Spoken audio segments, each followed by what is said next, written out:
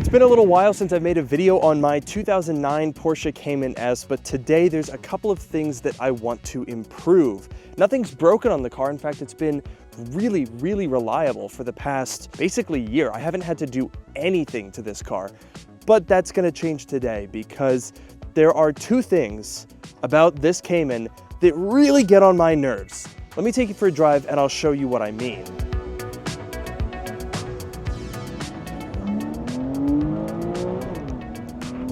Oh, one thing that does not annoy me though is that sound. However, in order to interact with that sound, you have to use this big round thing in front of you, and that is the most annoying part about this car.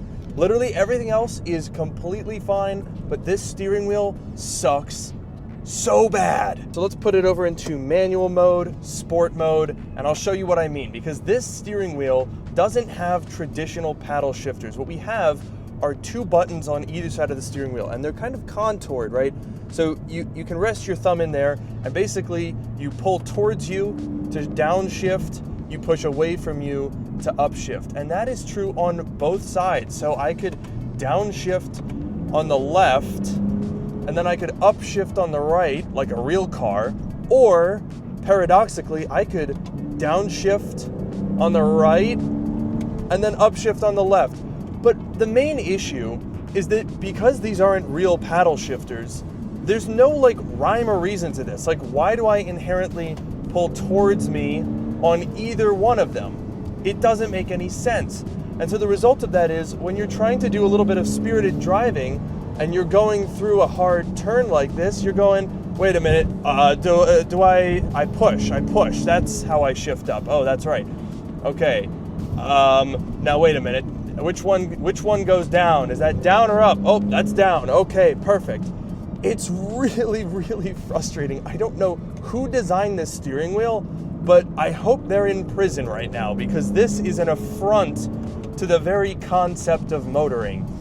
But fortunately, this is not the only steering wheel option that was available for these cars. And because my car is a 987.2 Cayman, I have a PDK gearbox. And that's a big difference because it's very hard to switch between an automatic Tiptronic steering wheel and an automatic PDK one. However, I already have the PDK, which means that my options are a lot better. But that's only one of the issues that I have. The other one has to do with the sound system. Now, my car has the kind of middle ground sound system. There's a bass, then there's this upgraded but still Porsche branded sound system, and then you could get the Bose, which adds a subwoofer and a bunch of other stuff. Honestly, none of those speaker systems sound all that phenomenal, but mine is especially bad because I've got two blown speakers in the doors. It's not ideal.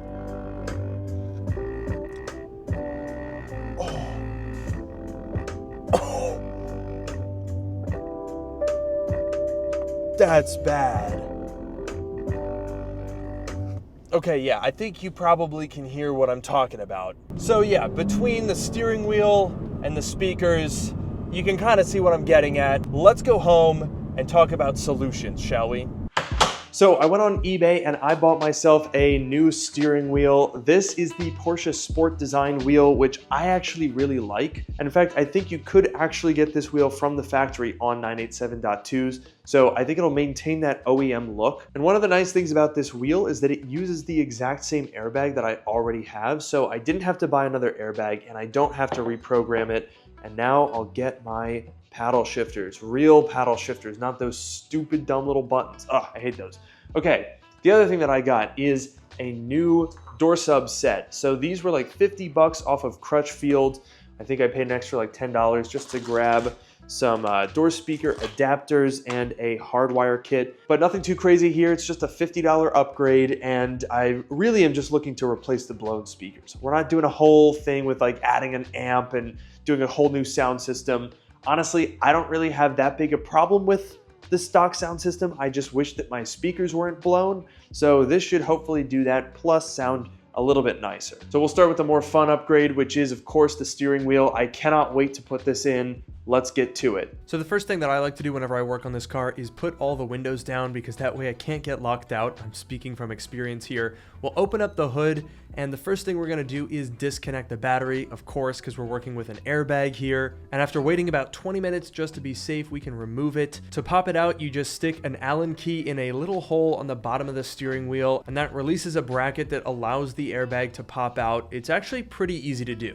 Next, we'll use the flathead screwdriver to release the orange tabs on the 2 yellow connectors on the airbag, and we'll disconnect both of those, and then we can slide off the black connection wire. Boom, airbag now removed. We'll now turn our attention to the steering wheel. We'll release the orange tab that allows us to disconnect this connection from the steering column, and then using an M12 triple square bit on a socket ratchet, we can twist out the locking screw, and then the steering wheel just pulls straight off.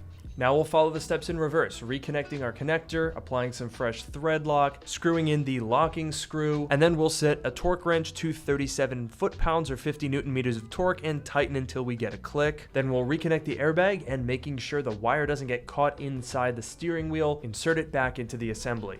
Then we just reconnect the battery and we're good to go. Side note, you'll probably see some warning lights like I'm getting here on the dashboard, but those will go away after you start driving. So now, after driving around the parking garage a little bit just to make sure that my wheel was aligned right, it's time to attack the speakers. Now I'm not sure exactly why the camera started to record in this weird fisheye view, so enjoy this funny little side-by-side. Basically, we have to take the upper sail off the door and then remove the door handle. Then we remove the leather cover on the door pull, which reveals 2 more recessed T30 screws on the inside, and finally another screw under the end cap of the door card. And finally, we can take the door card off. Now this was not easy. There's 9 clips all around here, and they're kind of tricky to get to, so it took quite a bit of fiddling. But with the door card now out of the way, there's just 4 Allen key screws that hold in the speaker mounting assembly. You just unclip it and we're good to go. And then you just do the whole thing again on the other side. So I brought the speakers inside and unscrewed the 4 screws that hold them in. Oh man, and that would be why they sound so terrible.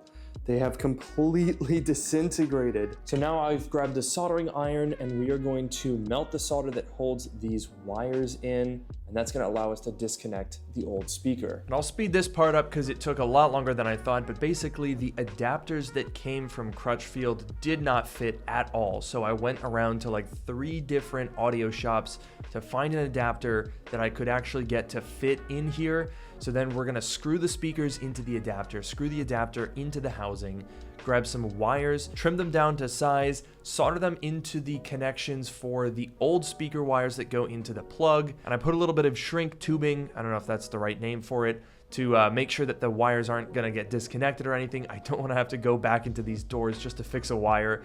And there we have our final assemblies. And it's a good thing that we did this because the old speakers were completely destroyed. And even though the new speakers are a little bit deeper than the old factory ones, they fit with plenty of clearance. Honestly, there's a lot of room in these doors. The real tricky part was getting the door cards back on.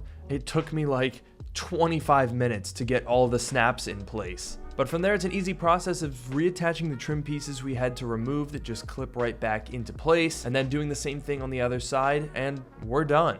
So this was a really, really rewarding project. I'm so glad that I finally got around to this. My speakers started sounding really bad a couple of months ago, and the steering wheel I've honestly hated the entire time, but it's just one of those things that you never really get around to doing. So let's talk about cost, because that's a big reason why I waited. These sport design steering wheels are typically like $1,000, but I was able to find this one for $600, and that's when I eventually was like, okay, yeah, I'm gonna do it. For $600, I can't say no anymore. It was time, and honestly, I should have done it a lot sooner. But it's just one of those things that takes a while to get to. I moved out here to Los Angeles in November. Things have been very busy, and I finally got around to doing it. And man, is it better.